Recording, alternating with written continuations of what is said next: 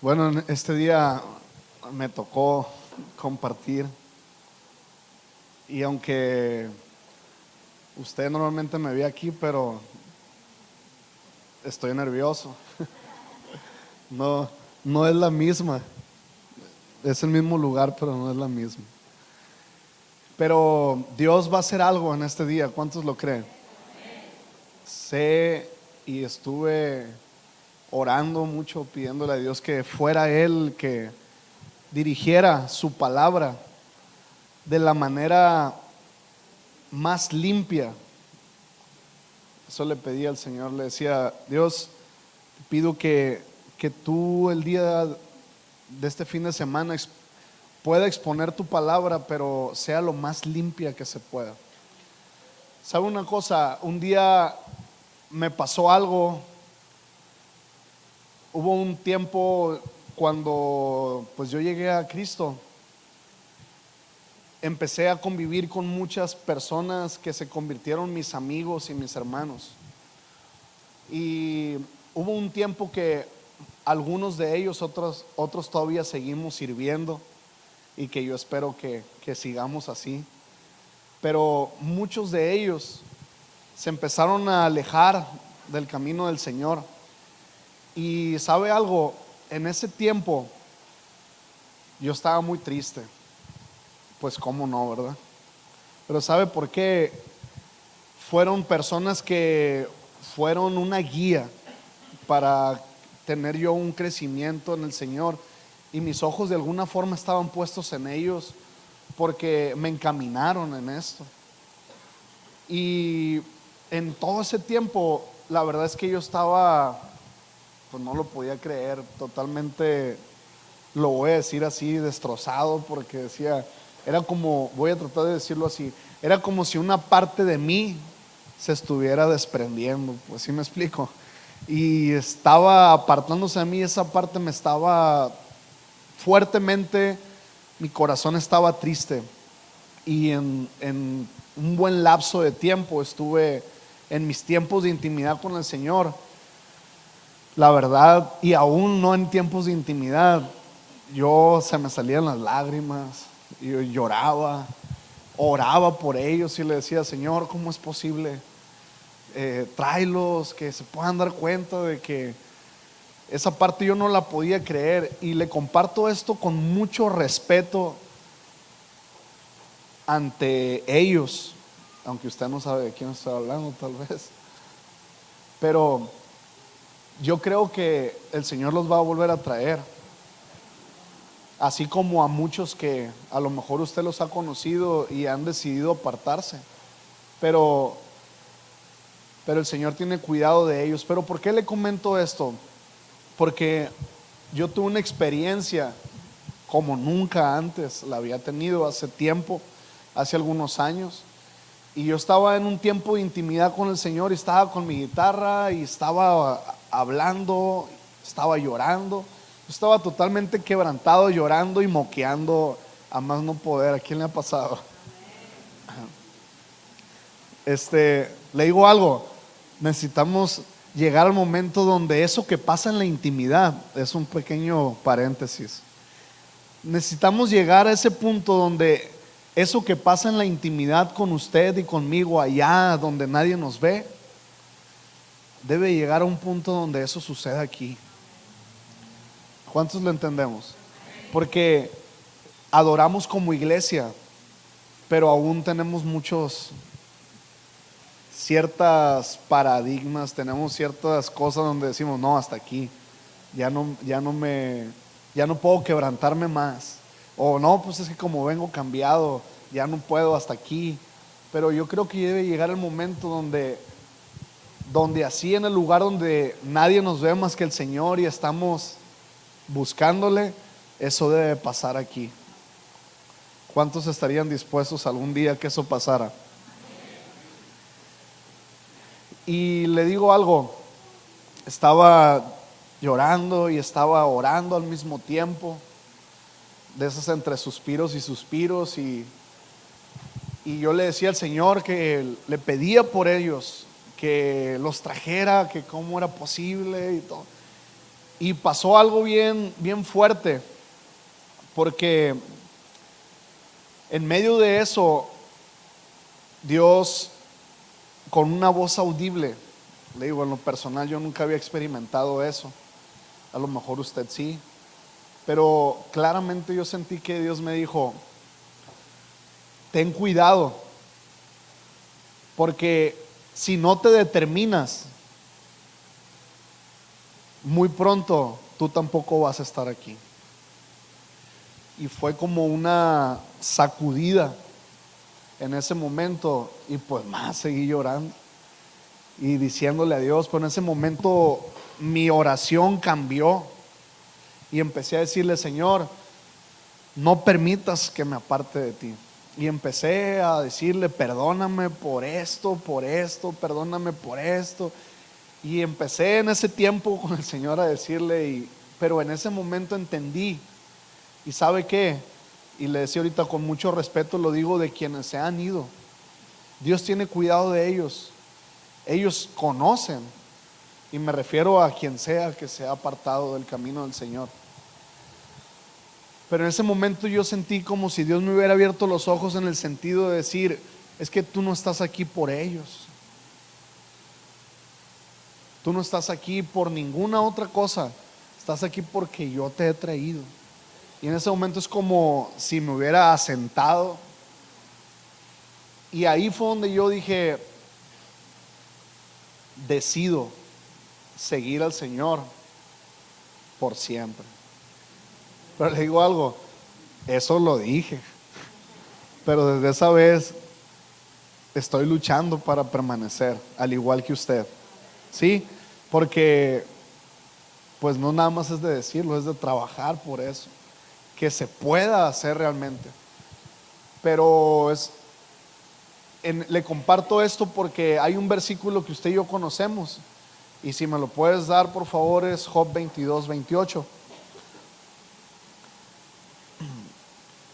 Usted y yo ya lo sabemos hasta de memoria. Como dice: determinarás a sí mismo una cosa y te será firme, y sobre tus caminos resplandecerá luz. Qué importante es la determinación, iglesia, en cualquier lugar, en cualquier área, en cualquier cosa. Pero específicamente pues yo le voy a hablar acerca de la importancia de la determinación.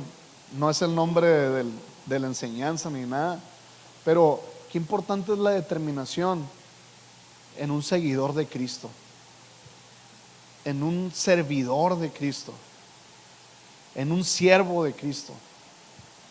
Porque le digo algo, muchas veces, y esa fue mi experiencia, nosotros llegamos al camino del Señor y empiezan a pasar tantas cosas dentro de nosotros que a lo mejor no hay una explicación inmediata, y aún pasa mucho tiempo y no hay una explicación de lo que uno siente cuando Dios está hablando tan fuerte a su vida y a mi vida, cuando recién uno llegó a Cristo, y que por más que quiso resistirse, tuvo que levantar las manos y decir: aquí está mi vida, Señor.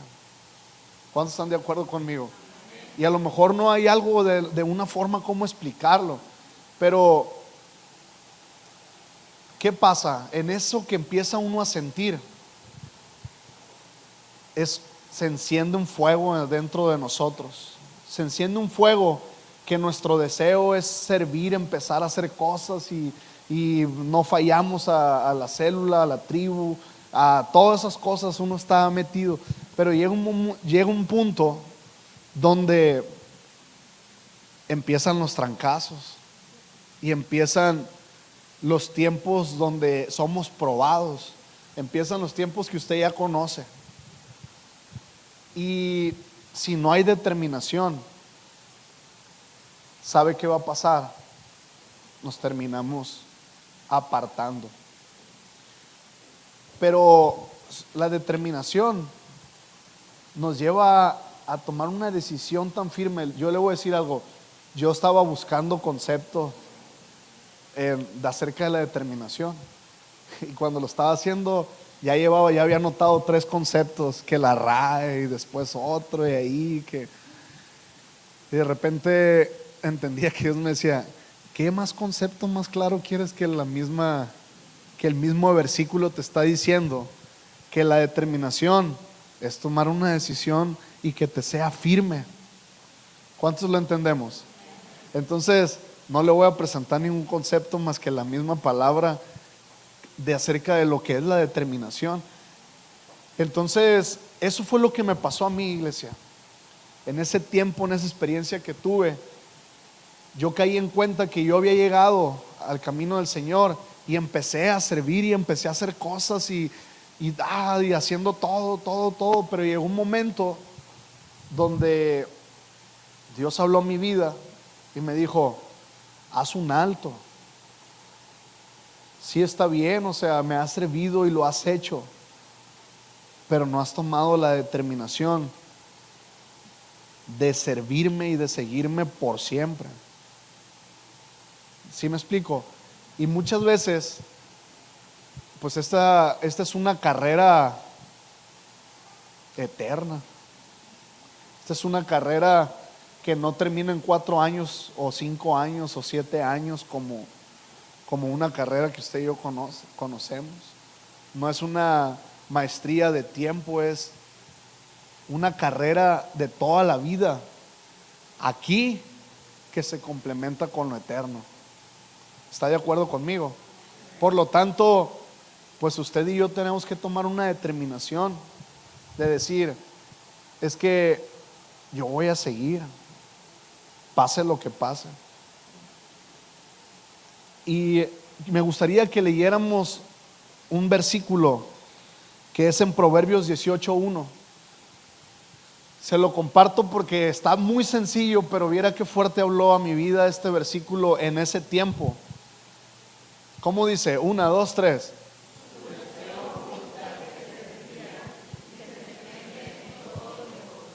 Ahí yo entendí que el que se desvía es porque ¿qué? Porque está buscando su propio deseo. Entonces, ¿sabe algo? Mucha gente tal vez se ha ido por causa de otro hermano, por alguna contienda, por alguna situación, o tal vez porque no logró resistir una prueba. Y habrá muchos factores por el cual algún hermano nuestro se haya apartado del camino del Señor. Pero aún así, con todo respeto, quiero decirle que el que se desvía del Señor es porque ha buscado su propio deseo. Y sabe algo, yo entendí esto y yo dije: híjole, o sea, todo aquel que se ha ido, pues es porque se ha ido porque ha buscado su propio deseo, en su propia prudencia, tal vez. Pero también yo dije: yo tengo que cuidarme, porque si un día en mi mente empiezan cosas como decir: no, es que eso no, que esto no, ¿sabe qué? Estoy dándole oportunidad para que entre un deseo propio y que en algún momento yo me aparte. ¿Sí me estoy explicando? Pero ¿sabe qué? Dios en ese momento que yo le comparto mi experiencia, me hablaba de este versículo y empezó una oración en mí acerca de que empecé a decirle: Señor, quiero que seas tú mi deseo, porque si tú eres mi deseo, quiere decir que en ningún momento voy a poder apartarme de ti, porque entonces si te estoy deseando a ti, y este versículo dice que su deseo busca el que se desvía, quiere decir que en ningún momento me voy a poder desviar, porque si aquí está el Señor, mi deseo va a ser estar con Él. Si aquí está el Señor, mi deseo va a estar con Él. Y se acuerda cuando Moisés le dijo: Señor, si tu presencia no va a ir conmigo, mejor ni me saques de aquí. ¿Cuántos recuerdan eso? Imagínense esa valentía de Moisés para poder decirle: si tú no estás conmigo, no me quiero ni siquiera meter en nada. Entonces fue algo muy especial porque ahí fue donde yo empecé a entender unas cosas. Después de eso vino el canto, usted lo ha cantado mucho. Ayúdame a tener un corazón. ¿Sí? ¿Sí se acuerda? Señor, ayúdame a hacer tu voluntad. Ese canto fue aún mucho después, pero fue recordando esos momentos de esa experiencia. Dios me daba ese canto basado en estos versículos. Y yo le pregunto algo: ¿cuántos verdaderamente dicen, yo quiero que mi deseo sea el Señor?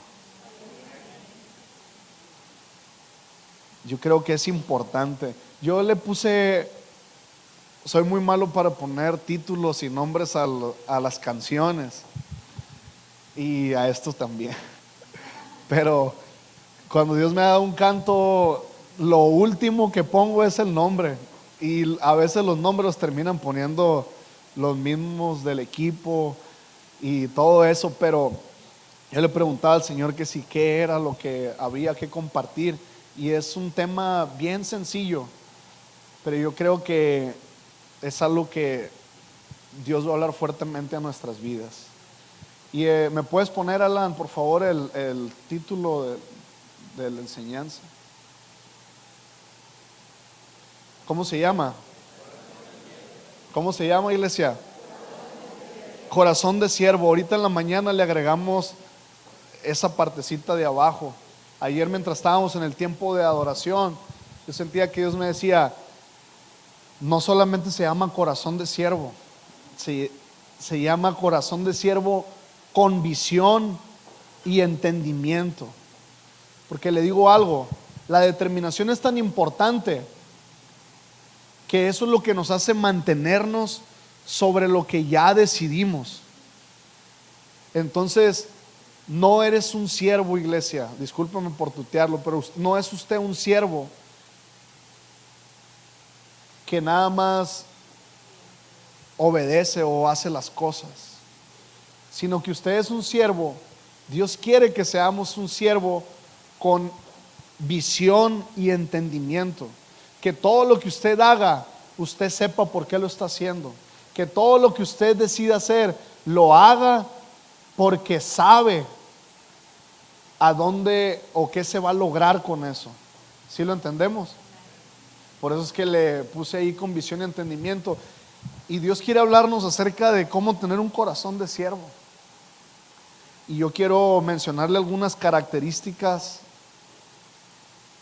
muy importantes. Pero antes de eso quiero compartirle un concepto terrenal. Y esta palabra va a ser, este concepto, esta palabra va a ser muy buena para que usted y yo la entendamos. Yo sé que a lo mejor usted ya lo conoce, pero puedes ponerlo ahí, Alan, por favor. La palabra proactivo. ¿Cómo hace falta esta palabra, este concepto? ¿Cómo hace falta en el corazón de cada una de las personas que están dentro de la iglesia? Y dice, persona que tiene, ¿qué, iglesia? Iniciativa y capacidad para anticiparse a problemas y qué, y necesidades futuras. ¿Sabe algo? Dios quiere que usted y yo seamos siervos proactivos. Dios quiere que seamos siervos proactivos dentro de la iglesia y fuera de la iglesia. ¿Cuántos lo entendemos? Y esta palabra, este concepto, yo un día lo entendí y yo he tratado de ser una persona proactiva. Y yo le pido a Dios que me ayude a ser una persona así, que pueda. Mire, yo le comparto mucho al equipo de alabanza, al ministerio de alabanza. Yo les digo, yo les he dicho mucho esto. Le digo, cuando yo estoy ministrando, le digo que yo estoy aquí al frente, ¿sabe algo? Yo estoy viendo todo, le digo. Estoy viendo todo, veo de reojos al pastor cuando está aquí, veo la reacción de acá, de repente veo para acá, para este lado, para ver qué está sucediendo. Estoy tratando de entender qué está pasando y complementarlo con lo que yo estoy sintiendo. Y le digo algo, yo les digo a ellos, ¿por qué? A mí me gusta que el pastor pueda depositar su total confianza, sabiendo que a quien le encarga algo lo puede hacer, y que esté tan seguro que aún lo va a hacer mejor de lo que él mismo piensa. Y que cuando, un ejemplo, ¿no? Cuando alguien hace así, sí, puede ser, ¿no? Y rápido uno ve y dice, ¿qué ocupa? Dígame. Y esa parte, le pongo ese ejemplo porque es el que se me viene a la mente, tiene que ver con alguien que es proactivo, alguien que está pensando, que está viendo qué se necesita, alguien que está siempre atento, observando todo, y no así como de que termine diciendo, hey, oye, ¿puedes ayudarme para hacer? Sí, está bien. No, ¿cómo hace falta siervos proactivos en el reino? Por algo dice la Biblia que el reino de los cielos sufre violencia. ¿Y qué? ¿A poco usted cree que un violento va a estar así como de que caminando lentamente? Sí, yo me imagino, me gusta imaginarme cosas, y yo imagino a alguien que siempre está viendo, proponiendo, diciendo, oye, esto ya no funciona, a ver, podemos hacer esto, oye, vamos a hacer esto, oye, Dios es un Dios creativo, ¿usted lo cree? Yo lo he creído totalmente, que Dios es un Dios creativo, y Dios empieza a dar ideas, pero nosotros tenemos que tener la capacidad de poder capturarlo y poder hacerlo. Y una de las características, hay muchas características del siervo de corazón, pero yo quiero mencionarle 5. ¿Me las puedes poner, Alan? Estas 5 yo creo que son las que Dios quiere hablar. Podrá haber muchas más, yo lo creo, pero un siervo de corazón, ¿cómo dice la primera? ¿Cómo dice? Mira por los intereses de su Señor.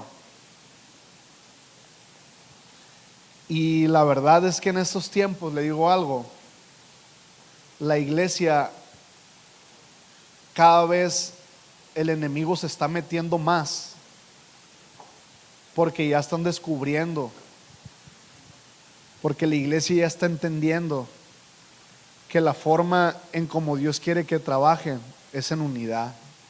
Pero le digo algo, muchos todavía nos gana el individualismo, y estamos enredados tanto en nuestras actividades, en nuestros afanes, porque así dice la Biblia. Cada día trae su propio afán, lo dice así, ¿sí o no? Por lo tanto, cada día usted y yo luchamos con un afán que tenemos que vencer, pero muchas veces ese afán nos envuelve tanto que nos lleva a vivir de una manera egoísta. Disculpe por la palabra, pero nos lleva a ser cada vez más individualistas en lo que yo deseo, en lo que yo quiero. Y ahí es donde volvemos al concepto de ahorita, o al versículo de hace ratito. Al final de cuentas estoy buscando mi propio deseo. Aún déjeme decirle, estamos dentro de la iglesia. Usted podrá estar aquí ahorita sentado, pero usted viene aquí con un deseo en específico. Y yo siempre lo he dicho, es tiempo de cuando nos reunimos, es porque estamos todos juntos, es porque Dios quiere hacer algo juntos. Si no, pues entonces ¿qué sentido tendría? Pues mejor usted adore en su casa, yo en la mía, nos ahorramos gasolina, nos ahorramos todo. Ustedes se preparan un cafecito, las tortillas de harina y todo, pues todos adoramos cada quien en donde sea, ¿no? Pero mira por los intereses de su Señor. Déjamelo ahí en las características, porfa.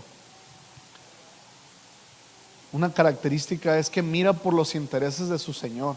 Y le digo algo, cuando uno está mirando por los intereses de su Señor, híjole, usted comienza a ganarse la confianza del rey. ¿Se empieza a ganar qué?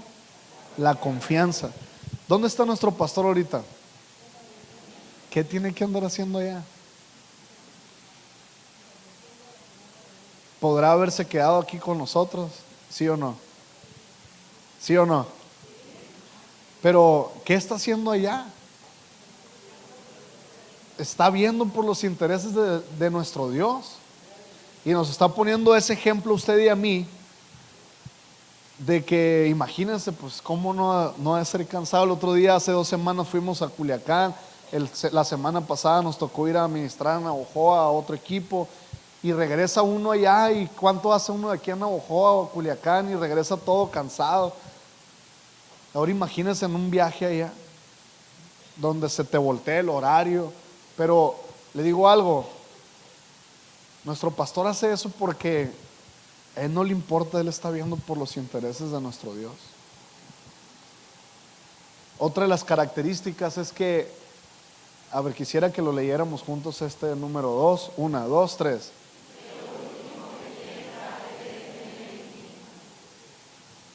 En lo último que piensa es en él mismo. Si lo personalizo, es en el último que pienso es en mí mismo. Y la verdad es que le digo algo, en este punto, qué tan importante es, porque aún nuestra adoración gira en torno a este concepto, a esta característica. Nosotros adoramos pidiendo al Señor. Por mucho tiempo ha sido así. Nosotros adoramos pidiéndole a Él, pidiéndole a Él, pidiéndole a Él, pidiéndole a Él. Y aún así Dios, en su misericordia y fidelidad, Él sigue dando, Él sigue dando. Pero este punto número 2, falta que menguemos más, que seamos aplastados totalmente, que podamos ser aplastados totalmente, donde podamos ser pisados, para que podamos usted y yo cada vez rendirnos más. Pero esa parte pues no es muy agradable, ¿verdad? Pero es necesario que dejemos de pensar en nosotros si queremos ser verdaderos siervos del Señor. El número 3 dice: siempre hace lo que se necesita. Qué importante es esto, iglesia, porque un siervo, un verdadero siervo, hace lo que se necesita. Y le digo algo, le comparto bien rápido, que yo casi nunca he compartido mi testimonio, pero cuando yo llegué en la adolescencia entre adolescencia y juventud, de aquí al camino del Señor, y aquí fue el lugar donde yo conocí a Cristo y aquí crecí. Antes de eso yo tocaba en un grupo secular, y ahí tocaba en un grupo, y de repente tocaba en otro lugar, y tocábamos en fiestas, y aún teniendo una edad tan joven, entre 11 y 12 años, mis papás me lo permitían porque yo tenía la confianza de ellos, pero no era edad para que yo anduviera en eso. Pero tocábamos, nos desvelábamos, como son las fiestas que usted conoce, y todo lo que hay en esas fiestas. Y aún así llegó un momento donde yo sentí que el Señor estaba pidiendo de mí eso. Yo sentí que el Señor estaba hablando en mi vida y estaba pidiendo una entrega total. Y le digo algo, compartí este testimonio el día de ayer. Y le digo, llegó un momento donde el grupo ese en el que estaba, yo creo que era plan de Él, se deshizo. Y del mismo grupo empezamos a hacer otro mucho mejor que el que era. Y ya empezamos a hacerlo, y no, pues bien padre y todo eso, pero ya yo no me sentía a gusto. Algo estaba en mí que ya no disfrutaba como lo hacía. y nuestros ensayos eran de 4 o 5 horas y no, ya no lo disfrutaba, se me hacía eterno. Entonces yo le digo a uno de mis amigos de los que les hablaba al principio y le digo, oigan, quiero hablar con su pastor, les dije. Sí, cómo no, pero dime qué ocupo. No te preocupes, nosotros le vamos a hablar para que te atienda bien rápido, así como tipo influencia, ¿no? Nosotros ahorita vamos a conseguir eso. Y yo le dije, bueno, está bien. Y resulta que sí, lo hicieron.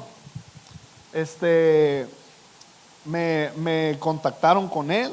Entonces lo que yo hice fue que ellos me dijeron, tal día, a tal hora.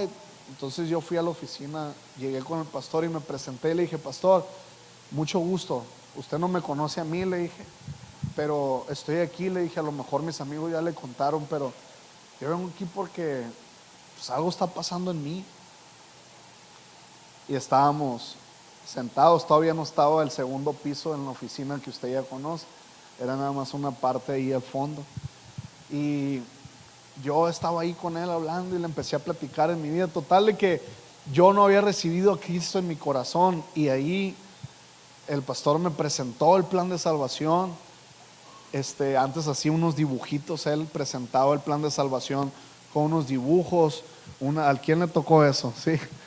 Y hacía uno, ya ahorita ya no, a lo mejor ya no lo hace, pero y después hacía como un abismo y ya te platicaba qué era lo que realmente Jesucristo había hecho, y ponía la cruz en ese abismo así para que fuera el camino, para que usted pudiera acercarse a él. Entonces yo salí bien convencido, ¿no? Totalmente. Pero yo le hice una pregunta y le dije, estoy sintiendo esto, le digo, yo estoy en un grupo y pues ya la verdad ya no me siento a gusto. Y le voy a decir algo, yo ni siquiera sabía de esto, ni siquiera fui influenciado por nadie para que me dijera, no, tienes que dejar eso, ¿no? Y yo pregunté y él me dijo, no, ¿tú qué estás sintiendo? O sea, no, él no me dijo, haz esto, pero le digo algo, me dijo, lo que tú estés sintiendo, creo que eso Dios te está hablando. Entonces me dijo algo que me dejó tan marcado, me dijo, pero sí te voy a decir algo, si tú confías en el Señor, Él nunca va a permitir que tú seas avergonzado. Y yo lo creí, y le digo algo, salí bien motivado, y ya cuando llegué al ensayo se me quitaron las ganas. Llegué al ensayo del grupo y pues ensayamos y todo, se me hacía eterno. Y lo hablé, le dije, ¿saben qué? Discúlpenme, yo hasta aquí termino mi participación, yo ya no voy a seguir, ¿y qué es? Sigo siendo muy amigo de ellos, pero en su tiempo sí se molestaron conmigo, es entendible. Pero yo recuerdo antes de ir a ese ensayo, estaba bien nervioso y yo le pedí a Dios y le dije, Señor, yo te pido algo, te pido que cuando yo vaya y haga eso, y ahí fue donde yo recordaba eso que el pastor me había dicho, Él no va a permitir que seas avergonzado si tú crees en Él. Yo le dije, yo quiero estar ahí, haciendo lo mismo, en mis palabras le dije, haciendo lo mismo que ando yo haciendo aquí, yo quiero ir para allá y quiero hacer eso, quiero tocar, quiero hacer. Y le digo algo, yo tomé esa decisión y ahora le dije a mis amigos otra vez, hey, necesito hablar con el líder de ustedes. En ese tiempo era en Club Huellitas y estaba Luis Cruz, y resulta que ellos me dicen, sale, nosotros le vamos a decir, no te preocupes y todo. Y ya yo decía, sale, está muy bien. Entonces ya llegamos ahí a un ensayo, no recuerdo qué día era, y ya llegamos al ensayo y yo llegué observando todo, mirando qué instrumento estaba, quiénes estaban, no conocía a todos, pero estaba ubicando yo eso. Entonces dentro de todo yo miré que había un instrumento que no estaba, y ese instrumento era el bajo, que es el que está allá en la esquinita. Ese instrumento no estaba en ese ensayo. Entonces yo estaba ahí y ellos ensayando y observando.